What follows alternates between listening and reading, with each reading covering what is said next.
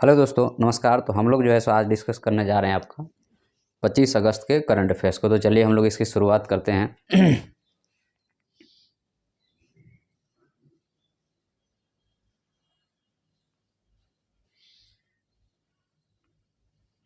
तो सबसे पहले जो आपका न्यूज़ है वह है आपका सेंट्रल बैंक डिजिटल करेंसी के बारे में।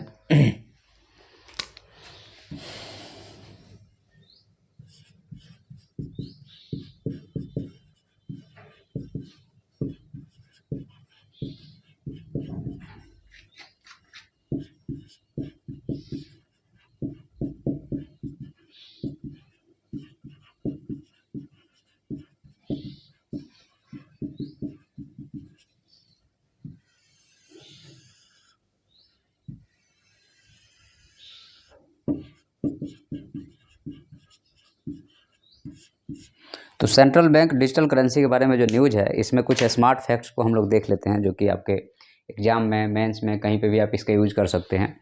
तो एक्चुअल में इसको लॉन्च करने वाला है वह है आपका रिजर्व बैंक ऑफ इंडिया। और रिजर्व बैंक ऑफ इंडिया आपको पता है कि सारे मनी के सर्कुलेशन को वह आपको 1 रुपये को छोड़ करके सारे मनी को जो है सो वह खुद सर्कुलेट करता है। तो यहाँ पे एक्चुअल में जो है सो आरबीआई के एक्ट 1934 में अमेंडमेंट के बाद में आपको central bank digital currency market में आने वाला है। आरबीआई ऐसा प्लान कर रहा है कि हम लोग जो है सो इसको मार्केट में लेके आएंगे। अब यहाँ पे चूँकि जाहिर सी बात है कि इसको ले आने के पीछे कुछ ना कुछ तो कारण होगा। तो देखिए, इसका जो भी आपको कारण है उसको हम लोग यहाँ पे थोड़ा सा टाइम लेकर डिस्कस करेंगे। तो अभी तक एक्चुअल में क्या है कि हम लोग जो है सो करेंसी हमारा जो था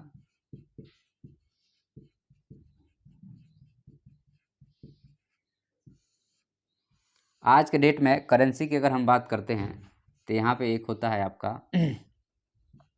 डिजिटल फॉर्मेट हो गया, और दूसरा हो गया आपको हार्ड करेंसी हो गया, जिसमें नोट्स आता है।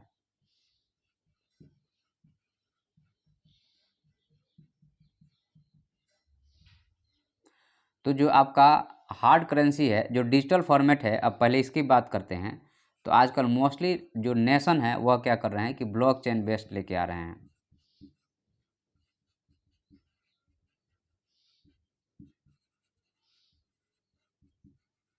तो ब्लॉकचेन बेस्ड लेकर के करेंसी आ रहे हैं, और हार्ड करेंसी में क्या दिक्कत है कि हमको इसको लेके आना पड़ रहा है। तो अब एक्चुअल में हम लोग यहाँ पे देखें अगर आपको तो आपका चूँकि ये जो होगा आपका जनरली क्या है कि आपको जो क्रिप्टो करेंसी है वह जो है सो आपको किसी बैंक के द्वारा बैक नहीं है। लेकिन डिजिटल करेंसी अगर हम सीबीडीसी की बात करते हैं, आपका central bank digital currency backed by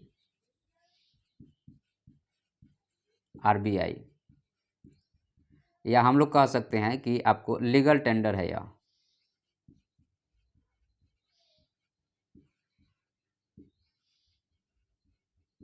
क्योंकि गवर्नर जो है सो नोट पे साइन करते हैं कि मैं धारक को, मान लीजिए 10 रुपये का नोट है, तो गवर्नर नोट पे साइन करके क्या वहाँ लिखते हैं कि मैं धारक को 10 रुपये देने का वचन देता हूँ, ऐसा कुछ लिखते हैं। तो ये ऐसा क्यों हो रहा है? क्योंकि यह जो है सो आपको क्या है कि वह जो है सो अभी जो है सो आपका ब्लॉकचेन बेस्ड जो आपका है, यहाँ पे करेंसी के बारे में अगर हम बात करते हैं तो यह जो है सो आपका बिटकॉइन है।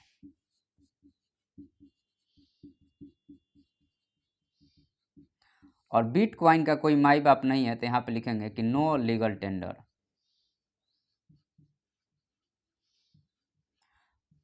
कोई लीगल टेंडर नहीं है। अगर आपका यहाँ पे मान लीजिए कोई एक्सेप्ट नहीं करता है तो कहीं कुछ नहीं कर सकते हैं। लेकिन आपको यहाँ पे सीबीडीसी में ऐसा नहीं होगा। अगर कुछ आरबीआई रूल बनाएगी तो उसको आपको देश के जो नागरिक हैं जो इसमें वो करते हैं उसको आपको एक्सेप्ट करना ही पड़ेगा, ठीक है। तो यहाँ पे आपको सीबीडीसी जो होगा यह जो है सो बैक बाई आरबीआई होगा, legal tender of the RBI होगा, और यह वैलेट होगा, मतलब कि जैसे वैलेट में रखा जा सकता है,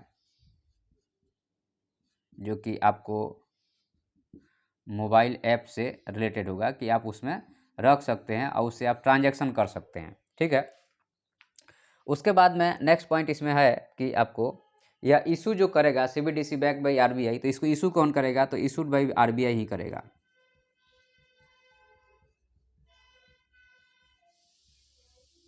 ओके, तो इसको उस इशू कौन करेगा, तो इसको जो है सो जारी करेगा वो आरबीआई ही करेगा।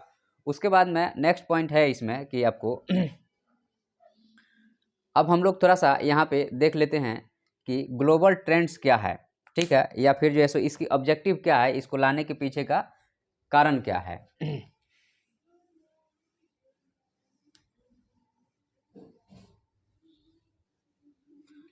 तो यहाँ पे अगर हम लोग देखें तो आपका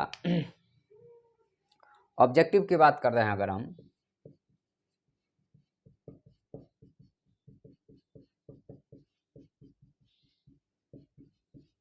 तो आपका जो आपका सीबीडीसी है उसको लाने के पीछे का ऑब्जेक्टिव क्या है, तो ऑब्जेक्टिव यही है कि आपको जो है सो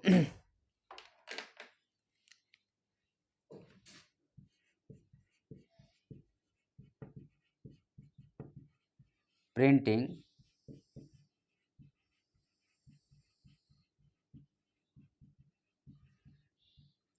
ट्रांसपोर्टेशन,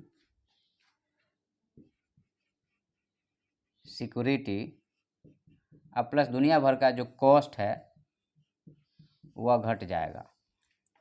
उसके बाद में दूसरा चीज़ होगा कि saving of the paper,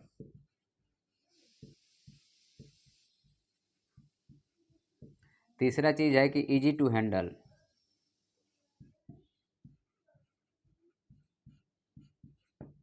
plus easy to transaction.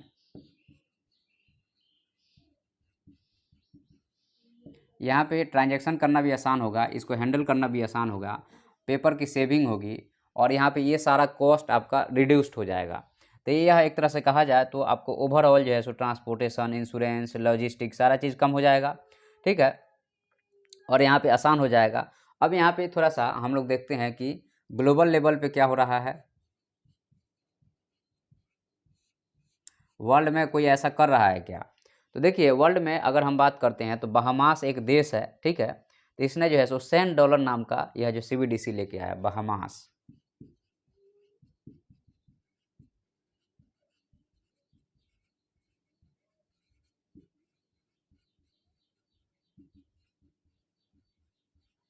तो यह जो है सो $100 जो है सो यह भी सीबीडीसी है, और यह कौन सा देश लेके आया है, बहामास लेके आया। उसके बाद नाइजीरिया जो है सो अनदर कंट्री है जो कि 2020 में ई आपको नायरा लेके आया है, ठीक है, तो यहाँ पे आपको नाइजीरिया,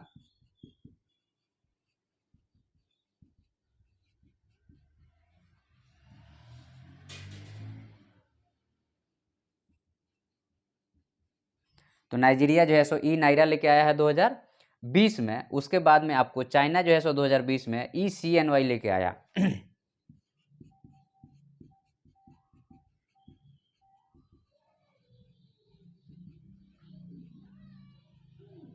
ओके, तो ये जो है आपका एक तरह से कहा जाए तो आपको, उसके बाद में बाकी कोरिया, जमाइका, यूक्रेन, ये कंट्री जो है सो अपना टेस्टिंग शुरू कर दिए हैं। तो इसी फील्ड में जो है सो इंडिया भी अपना जो है सो यहाँ पे टेस्टिंग कर रहा है कि सेंट्रल बैंक डिजिटल करेंसी का हम लोग यूज कैसे करेंगे। अब यहाँ पे हम लोग थोड़ा सा चैलेंजेस की बात करते हैं, और बेनिफिट और साथ में जैसे नुकसान दोनों की हमें बात करनी पड़ेगी सेंट्रल बैंक डिजिटल करेंसी का। तो हम लोग पहले यहाँ पे देखेंगे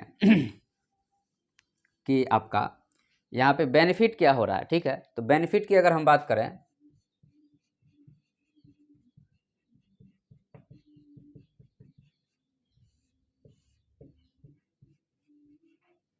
तो जो बेनिफिट है यहाँ पे, तो बेनिफिट किससे रिलेटेड होगा, तो जाहिर सी बात है कि आपको, हमें जो अभी तक हमारा जो मेथड है वह जो है सो आपको एक तरह से कहा जाए तो आपको लॉजिस्टिक कॉस्ट या कॉस्ट ऑफ द प्रिंटिंग घट जाएगा।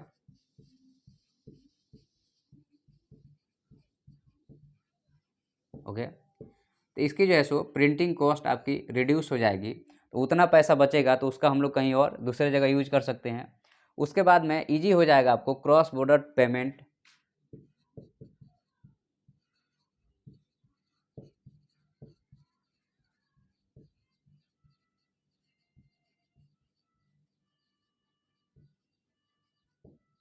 क्रॉस बॉर्डर में आपका पेमेंट जो है सो इससे आसान हो जाएगा, आसानी से हम लोग पेमेंट कर सकते हैं।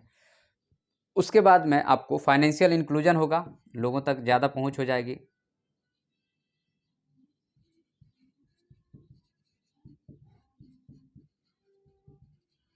ठीक है, लोगों तक आपकी पहुंच ज़्यादा हो जाएगी, कॉस्ट ऑफ द प्रिंटिंग हट जाएगा, क्रॉस बॉर्डर पेमेंट आसान हो जाएगा।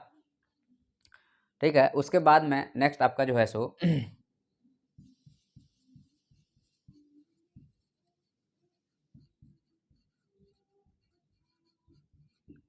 पीपुल इसको आसानी से हैंडल कर सकते हैं। अब यहाँ पे हम लोग थोड़ा सा इसकी चैलेंजेस की बात करेंगे कि चैलेंजेस इसमें क्या क्या है। तो चैलेंजेस जो होगा,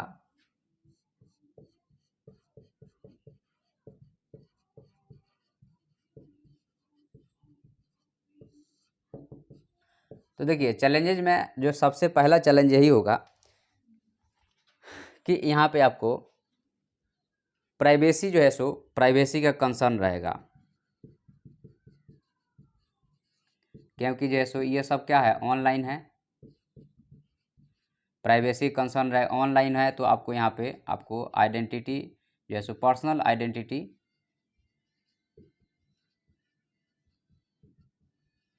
और इकोनॉमिक आइडेंटिटी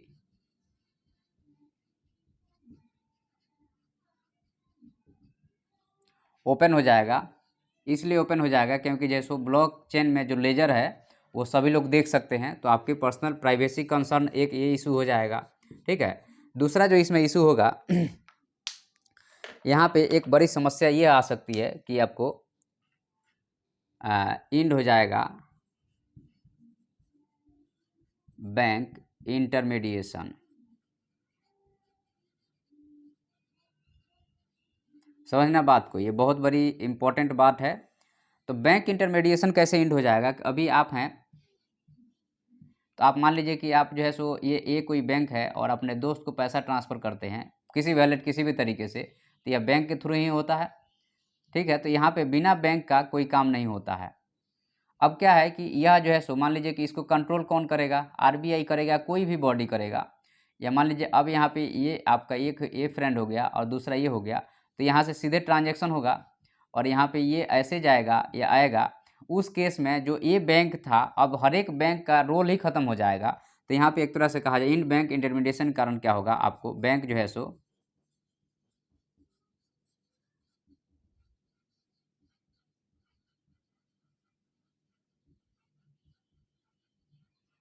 तो बैंक के पास में पैसा नहीं रहेगा, करेंसी क्रंच हो जाएगा बैंक के पास में। दूसरा चीज़ यहाँ पे ये होगा कि लोनिंग जो है सो टफ हो जाएगा।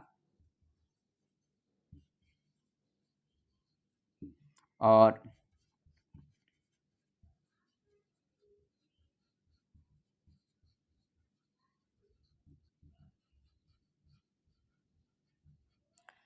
तो यहाँ पे अब बैंक का इंटरमीडिएशन खत्म हो जाएगा, तो आप कहीं भी एटीएम जाते हैं, कहीं भी जाते हैं करेंसी निकालने के लिए, तो आपको टाइम देना पड़ता है। तो वो चीज़ें जो है सो बैंक के पास में आपको एक तरह से कहा जाए तो नहीं रह पाएगा, तो बैंक के पास पैसे की दिक्कत हो जाएगी। उसके बाद में दूसरा चीज़ यहाँ पे है कि आपको यहाँ पे नेक्स्ट चैलेंज है कि आपको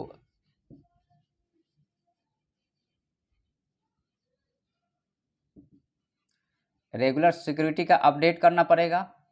तो रेगुलर सिक्योरिटी का अपडेट करेंगे तो रेगुलर सिक्योरिटी के अपडेट में आपको मैन पावर रखना पड़ेगा। मैन पावर के बाद में जो है सो इलेक्ट्रिसिटी हो गया। उसके बाद में हैकिंग भी हो सकता है, तो प्रॉपर फायरवॉल होना चाहिए।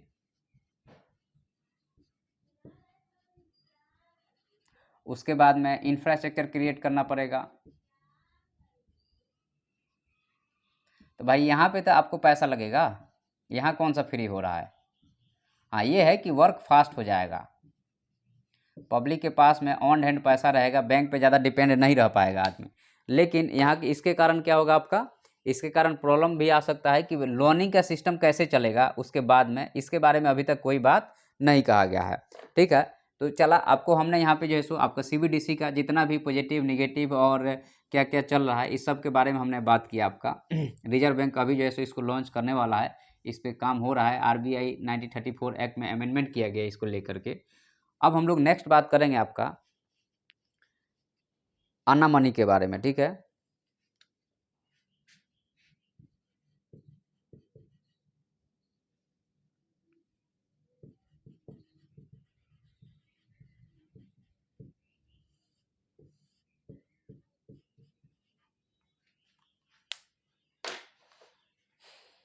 तो जो आपके अन्ना मनी हैं, यह जो है सो एक तरह से कहा जाए तो आपको यह केरल में बर्न हुई हैं और आपको 1918 से लेकर के 2001 के बीच में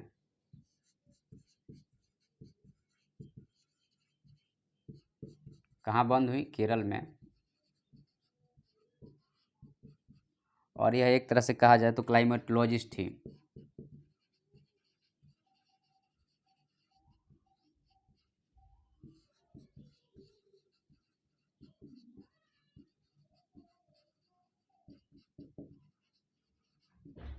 और अगर हम कहें तो यह एक वोमेन थी। तो आपको पेपर 1 में जो वोमेन से रिलेटेड आपका टॉपिक है तो उसमें आप इसका यूज कर सकते हैं। उसके बाद जो है सो इनको कहा जाता है आपका वेदर वुमेन।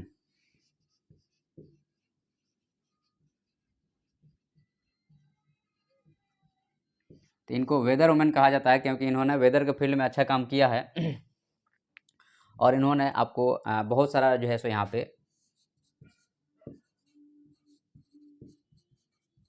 वेदर के फील्ड में इन्होंने आपको R&D करी है।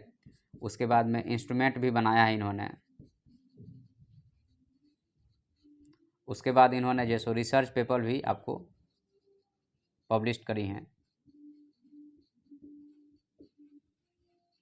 उसके बाद में एक यहाँ इम्पोर्टेंट फैक्ट है आपको कि 1976 में आपको डिप्टी डायरेक्टर बनाया गया IMD का।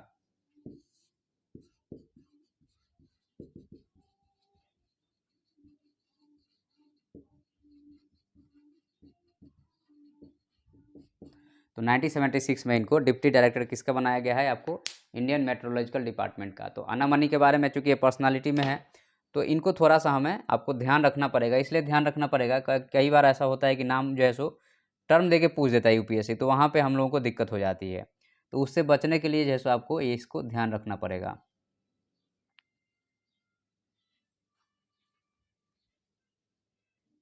नेक्स्ट इसमें पॉइंट हो गया आपका स्वच्छ भारत मिशन ग्रामीण के बारे में है। तो अभी क्या किया गया है कि आपको 1 लाख जो है सो विलेज को जो है सो ODF डिक्लेयर किया गया है, ठीक है। तो ODF प्लस के रूप में डिक्लेयर किया गया है।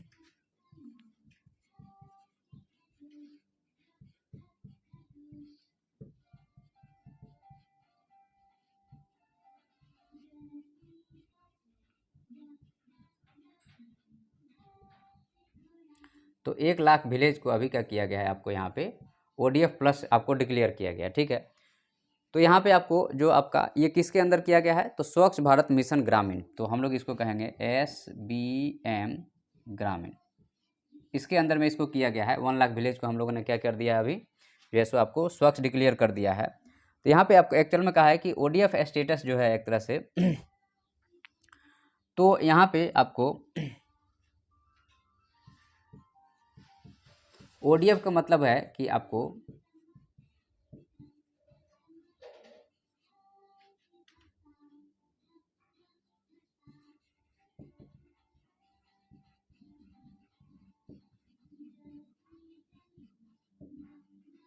कोई भी आपको व्यक्ति खुले में शौच नहीं कर रहा है तो उसको क्या कहेंगे हम लोग कि यह ODF है, ठीक है।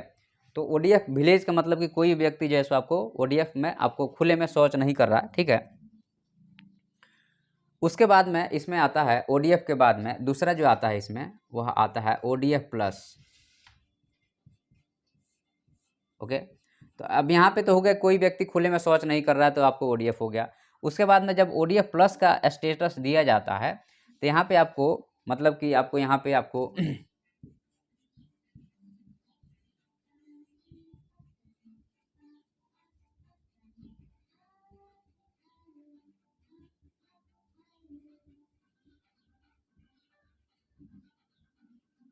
मतलब कि आप खुले में आप पेशाब भी नहीं कर रहे हैं, न लेटरिन जा रहे हैं, आप जैसे बाकायदा एक फिक्स सिस्टम में कर रहे हैं, तो यह जो है सो आपका ODF प्लस हो गया। तीसरा इसमें टर्म है ODF प्लस प्लस। इसका क्या मतलब है? ODF प्लस प्लस के बाद में मतलब ये तो हो ही रहा है, उसके अलावा जो है सो आपको मान लीजिए कि इसको हम लोग A मान लेते हैं और इसको B मान लेते हैं, तो यहाँ पे A प्लस B तो चल ही रहा था। उसके अलावा जो तीसरा चीज़ होगा कि आपको मैनेज किया जाएगा।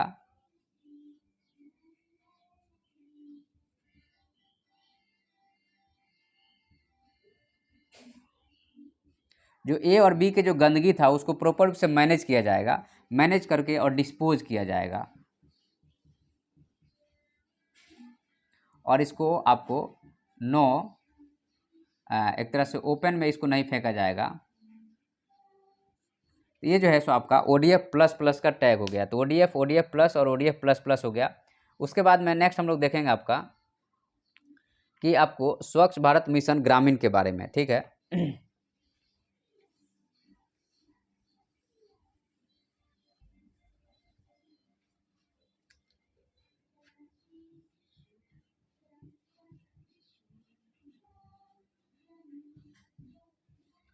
स्वच्छ भारत मिशन ग्रामीण SBMG हमने लिख दिया है। तो इसमें क्या होता है, अगर इसके बारे में अगर हम लोग बात करते हैं यहाँ पे तो आपको इसको चालू किया गया आपको 2014 में, ठीक है। और किसके द्वारा चालू किया गया, तो मिनिस्ट्री ऑफ जल शक्ति के द्वारा, याद रखिएगा, इंपॉर्टेंट है।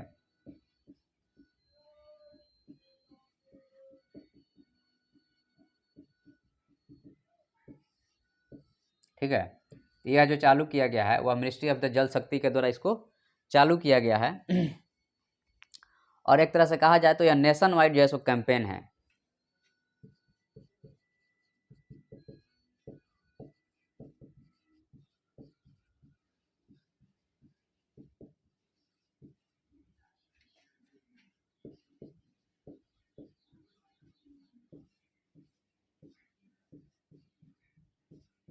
ओपन डिफेक्शन को बंद करने के लिए ODF के लिए नेशन वाइड यह कैंपेन चलाया गया, ठीक है। तो यहाँ पे आपको अलग अलग फेज में इसको चलाया गया, जैसे फेज 1 में, उसके बाद फेज 2 में। तो फेज 1 में 2014 से 19 के लिए था,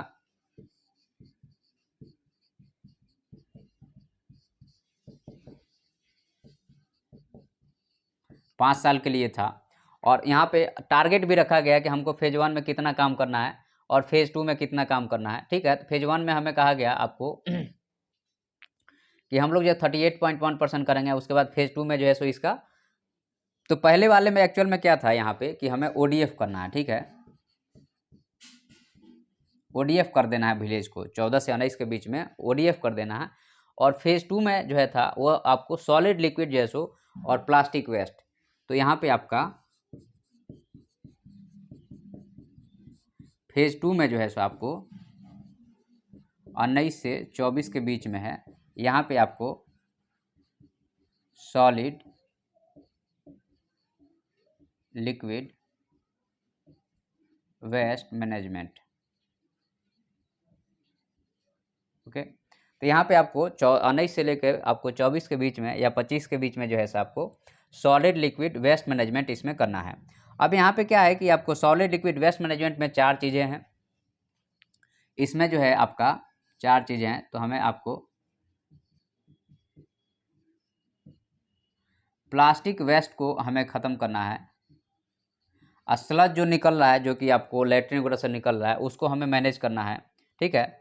बायोडिग्रेडेबल सॉलिड वेस्ट मैनेजमेंट हो गया, ग्रे वाटर मैनेजमेंट हो गया और फीकल मैनेजमेंट हो गया। तो यहाँ पे आपको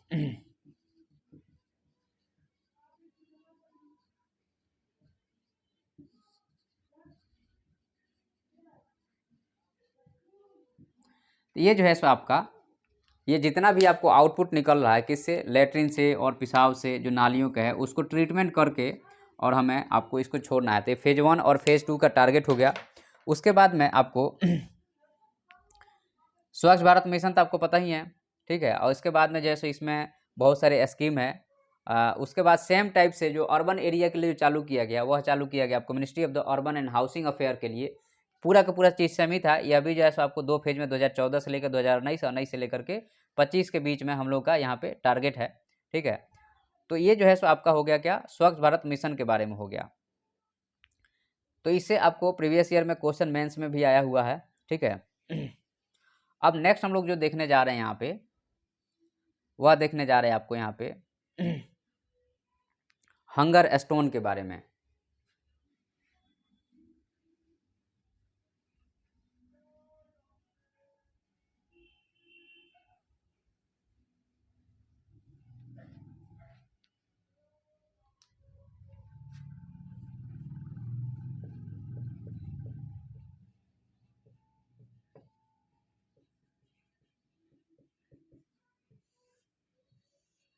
देखिए हंगर स्टोन नाम का कोई ऐसा चीज़ नहीं है। एक्चुअल में है क्या, यह सिचुएशन क्या है कि आपको यूरोप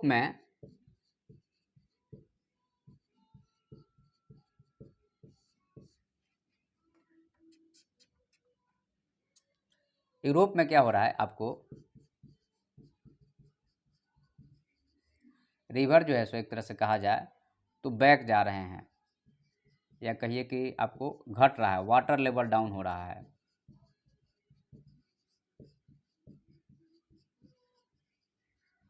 वाटर लेवल क्यों डाउन हो रहा है? क्योंकि आपको सेवर ड्रॉट आया हुआ है। तो उसके कारण क्या हो रहा है कि जो स्टोन है वह आपको दिखने लगे हैं। जो रिवर के अंदर जो स्टोन थे वह आपको यहाँ पे दिखने लगे हैं। मेन बात यही है और कुछ नहीं है इसमें, ठीक है। हंगर स्टोन हाइड्रोलॉजिकल मोनूमेंट जो इंस्ट्रूमेंट है जो उस टाइम का, हमें आपको सेंट्रल यूरोप में ये चीज़ें देखने लगी है, ठीक है। तो यहाँ पे एक्चुअल में कहा जाता है कि इस टाइप के जो पहले भी सिचुएशन हुआ है और यहाँ पे आज भी इस टाइप का सिचुएशन हो रहा है। तो यह जो है सो आपका हंगर स्टोन के बारे में हो गया। तो यह एक्चुअल में क्या है कि यूरोप में ड्रॉट होने के कारण ऐसा हो रहा है, यहाँ पे कोई ऐसा अलग से कुछ नहीं है। तो यहाँ पे कंफ्यूज नहीं होना है, नहीं तो मामला हो जाएगा गड़बड़। उसके बाद में इंडिया का जो है सो फर्स्ट कमर्शियल आपको ऑब्जर्वेटरी के बारे में है।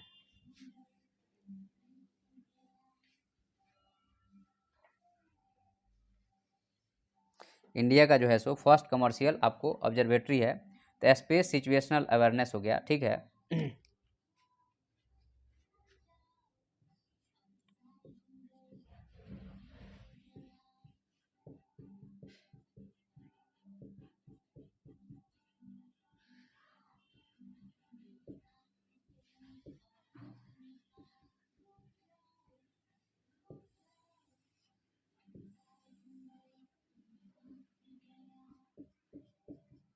स्पेस सिचुएशनल अवेयरनेस ये क्या है?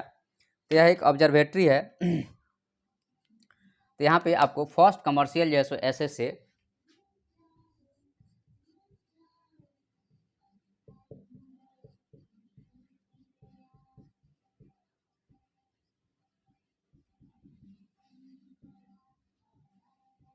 तो यह जो है सो आपका इंडिया का फर्स्ट कमर्शियल स्पेस आपको ऑब्जर्वेटरी है, सिचुएशनल अवेयरनेस ऑब्जर्वेटरी है, ठीक है, जो कि आपको गढ़वाल में लगाया गया, उत्तराखंड में।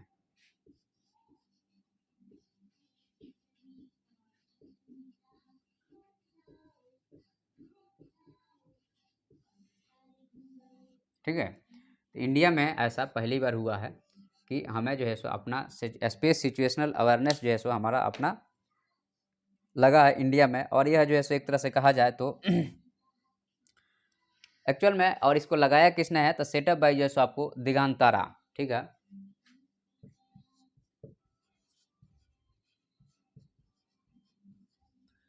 तो दिगंतरा जो है सो एक तरह से कहा जाए तो आपको यह एक आपको प्राइवेट फर्म है,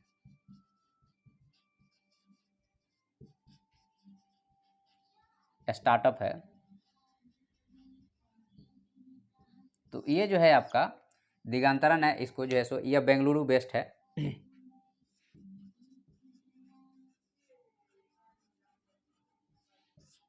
तो यहाँ पे इसको पहली बार लगाया गया है, स्पेस सिचुएशनल अवेयरनेस जो आपका इंस्ट्रूमेंट है इसको। तो यहाँ पे एक्चुअल में क्या है कि यह वर्क क्या करेगा? तो एक तरह से कहा जाए तो यह जो है स्टार्टअप कैपेबिलिटी आपको इंक्रीज करेगा और आपको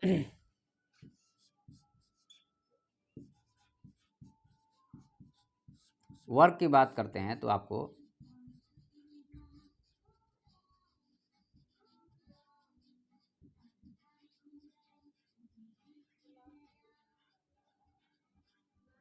स्पेस ट्रैफिक मैनेजमेंट हो गया, या कहें कि स्पेस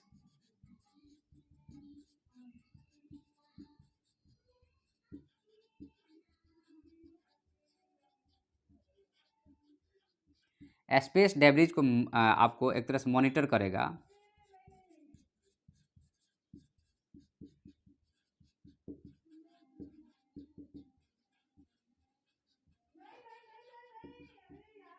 और सैटेलाइट से टकराने से यह बचाएगा, पहले ही बता देगा कि भाई तो सैटेलाइट के डायरेक्शन को हम लोग क्या करेंगे, चेंज कर सकते हैं, ठीक है।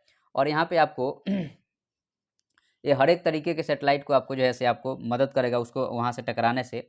और यहाँ पे मेंटेन द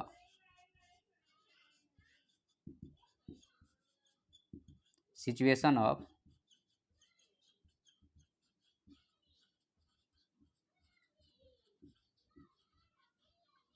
स्पेस डेब्रिज। तो सिचुएशन बताएगा कि आसमान में अभी डेब्रिज का पोजीशन क्या है, ठीक है। और इसके बाद में आपको तो स्पेस डेब्रिज क्या होता है इसके बारे में थोड़ा हम लोग जान लेते हैं।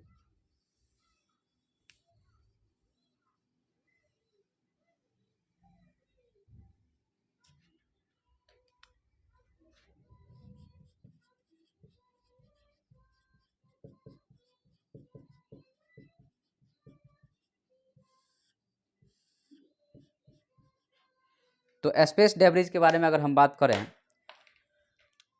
तो एक्चुअल में क्या है कि यह जो है सो आपको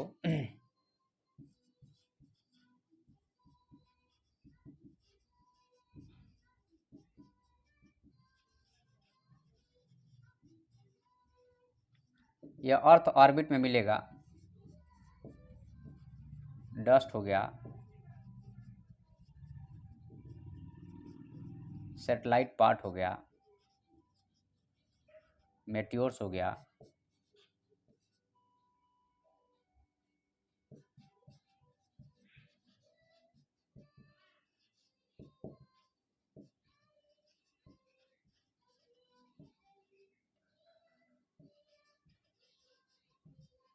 तो मान लीजिए कि आपका यह अर्थ हो गया और यहाँ पे मान लीजिए कि आपका यह जो है सो आपका सैटेलाइट हो गया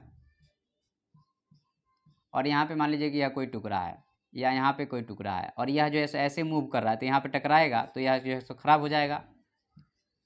खराब हो जाएगा तो स्पेस सिचुएशनल अवेयरनेस जो है सो पहले ही बता देगा और आपका जो है सो उस डेब्रिज से टकराना बच जाएगा। तो बच जाएगा तो आपका सैटेलाइट बच जाएगा। अब यहाँ पे आपको मेन क्या ऑब्जेक्टिव है अगर हम बात करते हैं इसमें तो कि हमें जो है सो अपने सैटेलाइट को बचाना है। तो इसमें जो है सो यह आपका पहला ऐसा एजेंसी है जो इस फील्ड में काम कर रहा है ले दे करके अगर बात किया जाए तो, ठीक है। और कोलिजन को रिड्यूस करेगा, ट्रैकिंग और साथ में इंडिजीनियस कैपेबिलिटी को डेवलप करेगा वगैरह वगैरह के बारे में बात किया गया है। अब उसके बाद में एक नया एक टर्म है जिसके बारे में यहाँ पे बात किया गया है।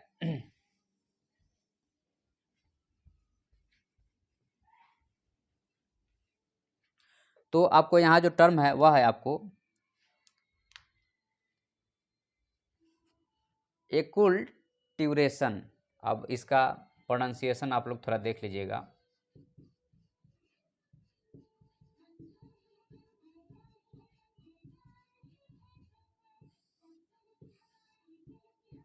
यह आपसे पूछा जा सकता है यूपीएससी में, इस टाइप की यूपीएससी क्वेश्चन पूछ चुका है कई बार। तो इसको थोड़ा सा हमें ध्यान रखना पड़ेगा कि आखिर में यह टर्म है क्या। एक्चुअल में क्या होता है कि आपका मान लीजिए कि यहाँ पे इंडियन है और यहाँ पे ये जो है सो आपको इंडियन हो गए और यहाँ पे यूएसए के पीपल हो गए, ठीक है। अब दोनों लोग जब एक साथ आएंगे एक जगह पे तो इनमें क्या होगा कि आइडिया का एक्सचेंज होगा,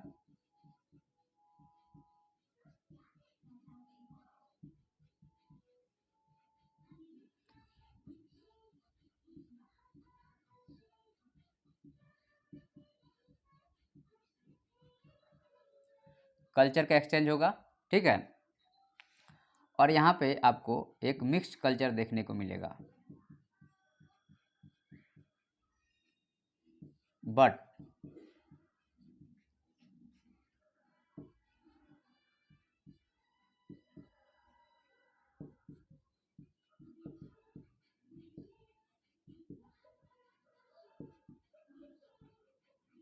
अपने ये लोग ओरिजिनल कल्चर को भी नहीं छोड़ेंगे, मतलब ये जो है सो मिक्स कल्चर देखने को मिलेगा लेकिन अपने ओरिजिनल कल्चर को भी इन्होंने नहीं छोड़ा।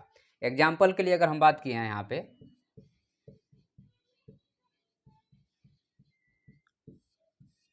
एग्जाम्पल में आप देखिएगा यहाँ पे ब्लैक प्लस वाइट, ये दोनों जो है सो आपके यूएसए में आज के डेट में रहते हैं लेकिन दोनों अपने कल्चर को लेके चल रहे हैं, या कहिए कि इंडियन अमेरिकन,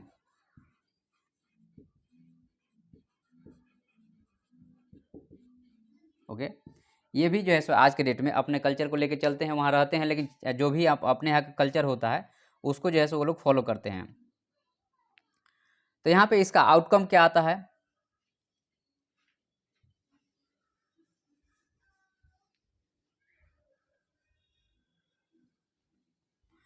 तो अगर कहा जाए यहाँ पे, तो आपको जो है सो एक आपको WI थॉमस करके हैं, एंड जो है सो आपको फ्लोरियन जो है सो जेंकविच 1918 में अपनी पोलिश इमिग्रेंट शिकागो प्रोवाइड करते हैं better understanding about the concept of the assimilation. तो यहाँ पे एक्चुअल में क्या है कि एसिमिलेशन मतलब लोग जो है सो एक दूसरे से मिल कर रहते हैं।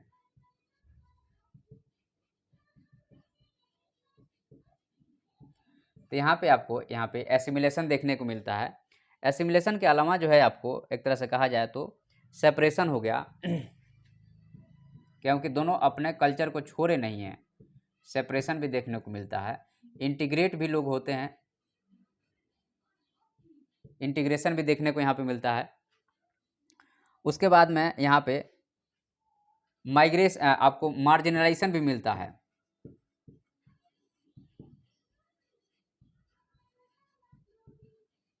मार्जिनलाइजेशन इसलिए क्योंकि जैसो वन जो है सो डोमिनेंट है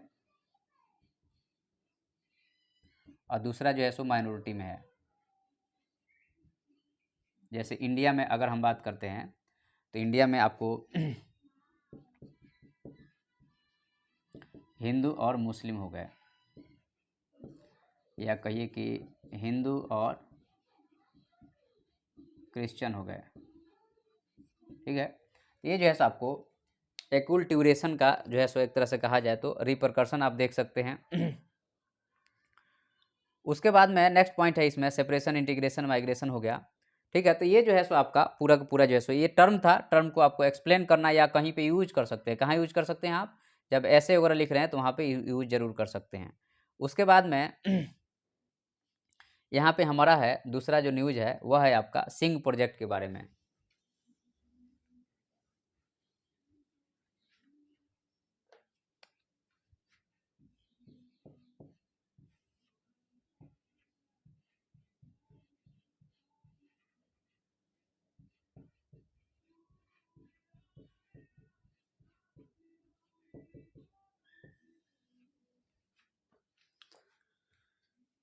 सिंह प्रोजेक्ट क्या है, अगर हम इसके बारे में बात करें आपसे, तो सिंह प्रोजेक्ट का मतलब ये होता है कि spectrographic investigation of the nebular gas.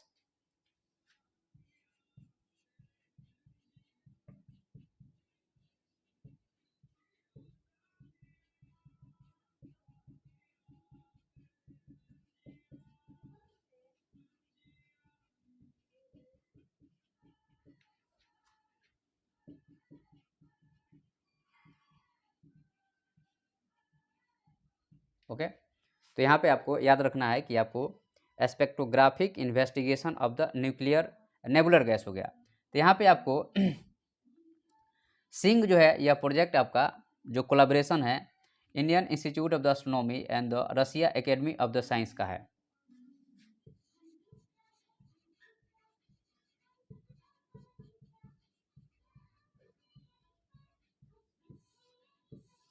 India और रशिया मिल करके इस पे काम कर रहे हैं, और एक तरह से कहा जाए तो और सिंह जो है सो आपको प्राइमरी डील्स करेगा sending end the positioning the spectrograph. तो ये जो है सो आपको डील करेगा आपको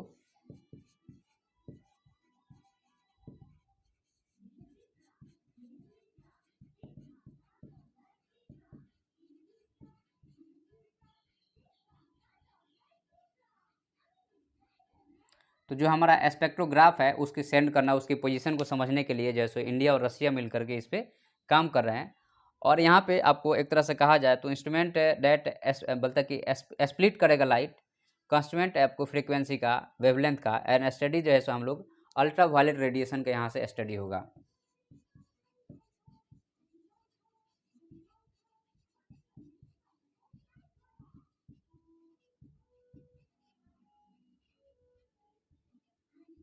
ये जो है सो हमारा सिंह प्रोजेक्ट के बारे में कुछ बेसिक इन्फॉर्मेशन है जिसको आपको जानना चाहिए था। एग्जाम में पूछ सकता है कि सिंह प्रोजेक्ट जो है सो किसके किसके बीच में है, या यह किसके बीच किसके लिए है। तो हमें याद रखना है कि यह जो सो अल्ट्रावायलेट रेडिएशन को स्टडी करने के लिए है, इंडिया और रशिया के द्वारा है, ठीक है। नेक्स्ट हम लोग यहाँ पे देखेंगे आपका टोमेटो फ्लू के बारे में।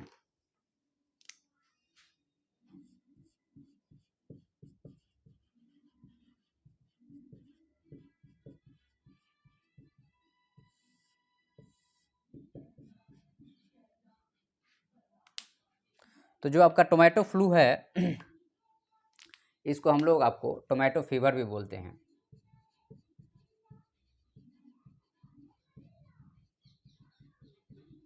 ओके, और यह वायरस से होता है।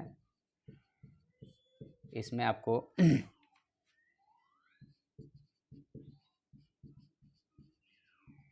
जॉइंट पेन होगा, फीवर होगा और पूरे शरीर में पेन रहेगा, और एक तरह से कहा जाए तो आपको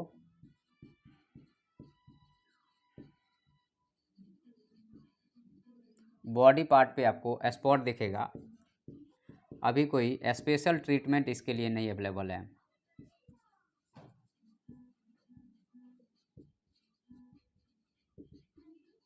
okay, there is no any special treatment related to this disease. ठीक है, तो अभी कोई स्पेशल ट्रीटमेंट नहीं है। और यह जो है एक तरह से कहा जाए तो वायरस से होता है। सिम्टम जो है सो कोविड-19 का ही रहता है।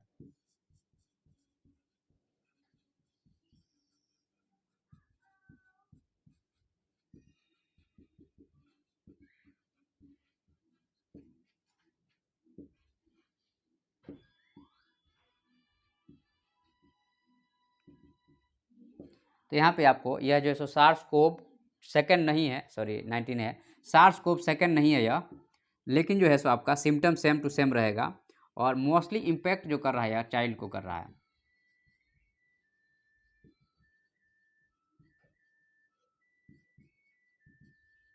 ठीक है, तो ये टोमेटो फ्लू के बारे में हो गया। नेक्स्ट जो हम लोग का रहेगा वह रहेगा आपको यूरिया के बारे में। ठीक है,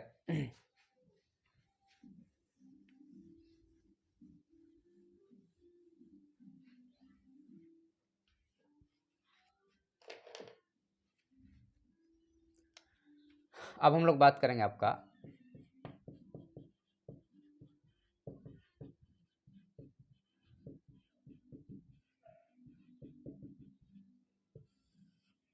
नैनो यूरिया लिक्विड के बारे में। तो यहाँ पे जो नैनो यूरिया लिक्विड है, तो यहाँ पे कहा गया है आपको कि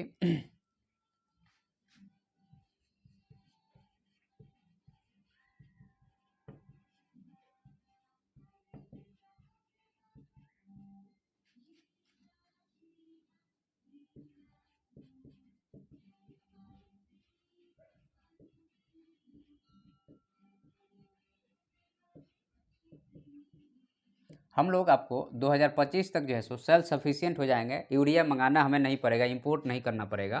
ठीक है, तो ये जो है सो पिछले साल यह जो है सो नैनो यूरिया लिक्विड जो सो आपको आया था।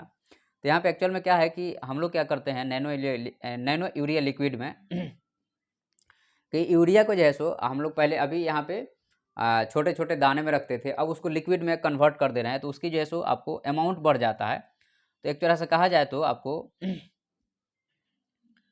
4000 मिलीग्राम पर लीटर जो है सो नाइट्रोजन को हम लोग 500 ml में रख सकते हैं।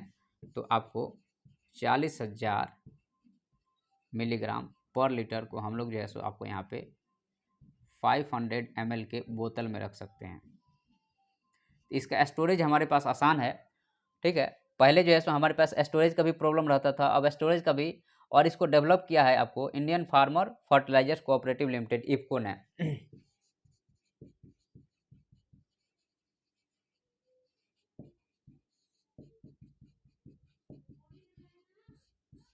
इसको डेवलप किसने किया है नैनो यूरिया लिक्विड को? तो इफको ने डेवलप किया है। उसके बाद में चूंकि हम लोग जो है सो एक तरह से इंडिया में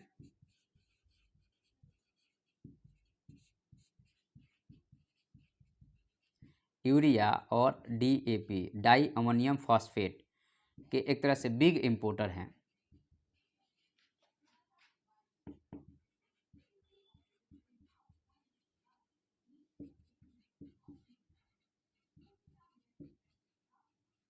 जिसके कारण जो है सो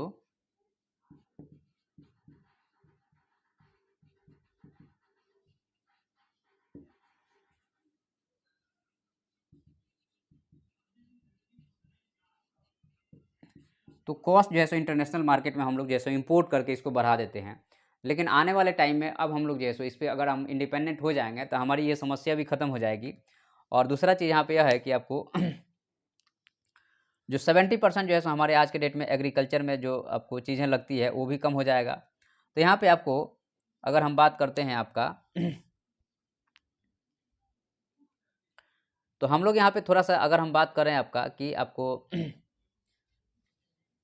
एग्रीकल्चर फील्ड में हम लोग क्या क्या कर रहे हैं, तो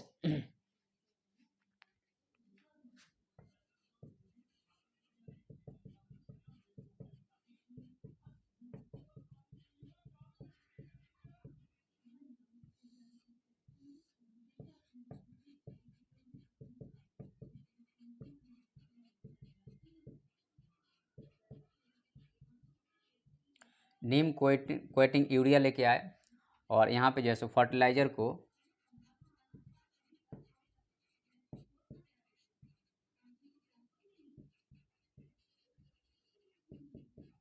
मैनेज करती है, वह गवर्नमेंट मैनेज करती है। उसके बाद में हम लोगों ने इसमें आपको प्रमोशन ऑफ द आपको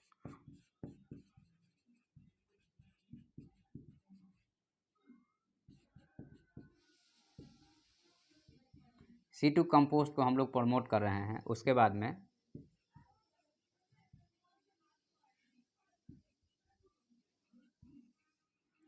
जीरो बजट नेचुरल फार्मिंग को हम लोग प्रमोट कर रहे हैं। उसके बाद में आपको बायो एग्रीकल्चर पे हम लोग ध्यान दे रहे हैं।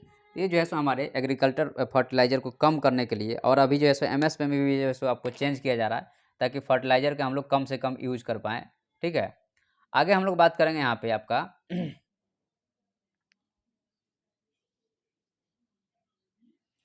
ब्रह्मोस मिसाइल के बारे में। तो यहाँ पे चूँकि हमारे एयरफोर्स के कुछ जवानों ने कुछ गड़बड़ कर दिया था, जिसके कारण जैसे ब्रह्मोस मिसाइल मिस फायर हो गया था 3 ठो, उससे रिलेटेड है यह।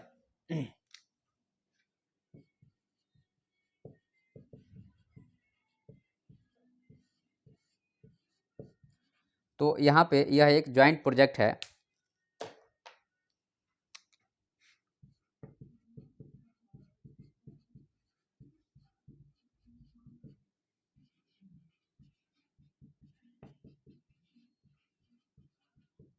इंडिया और रसिया का। मोस्कोवा जो है सो रसिया का रिवर हो गया।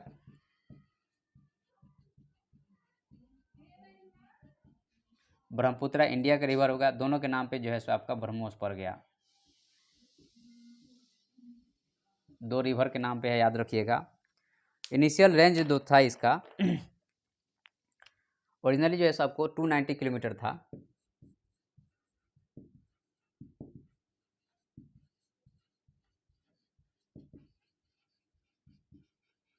ठीक है, अब लेकिन इसका रेंज जो है सो बढ़ गया है, और अब प्रेजेंटली अगर हम कहें तो 350 से जो है सो 400 किलोमीटर तक हो गया है आपका रेंज।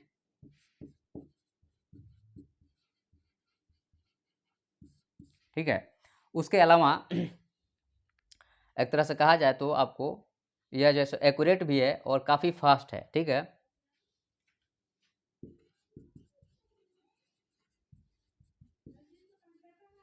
और मोस्टली जो है सो साउथ ईस्ट नेशन जो है सो इसको खरीदना चाहते हैं।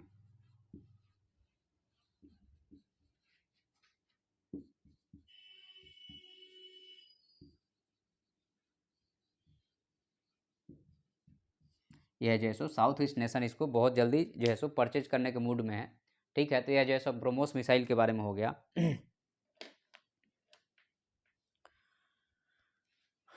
उसके बाद में आपका हो गया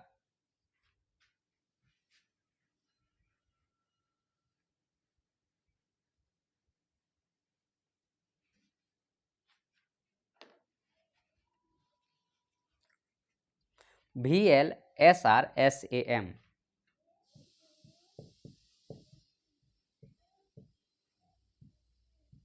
तो VLSRSAM का फुल फॉर्म की अगर हम बात करते हैं यहाँ पे, तो यह है आपका vertical launch short range surface to air missile.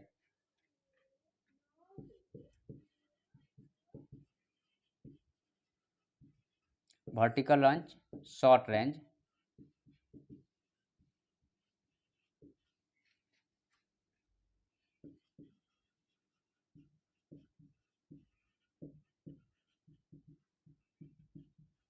Surface to air missile. तो जाहिर सी बात है मिसाइल सिस्टम जो इतना भी रहता है हमारे देश में वह DRDO ही डेवलप करता है। तो इसको भी जो है सो हमारा DRDO ही इसको डेवलप किया है। ओके, तो यहाँ पे पहली बार इसको आपको इंडिजिनियसली डेवलप किया है, डिज़ाइन किया है और टेस्ट फायर किया गया है। और यह जो है so ship born weapon system है, मतलब कि जहाज़ से चलाया जा सकता है, मतलब कि एक तरह से कहा जाए तो यह जो है सो शिप बॉर्न हो गया। और देखिए इसमें जनरली जो है सो मिसाइल में 3 टाइप का होता है। एक आपका क्रूसीफॉर्म आपको विंग होता है जो कि स्टेबल एरोडायनामिक पोस्चर में रहता है। दूसरा थ्रस्ट आपको वेक्टरिंग होगा और तीसरा कनिस्टराइज सिस्टम होता है जो कि कनिस्टर में रखते हैं और फायर कर देते हैं। तो ये 3 सिस्टम हो गया। तो आज के न्यूज़ में आपका इतना ही है। Thank you.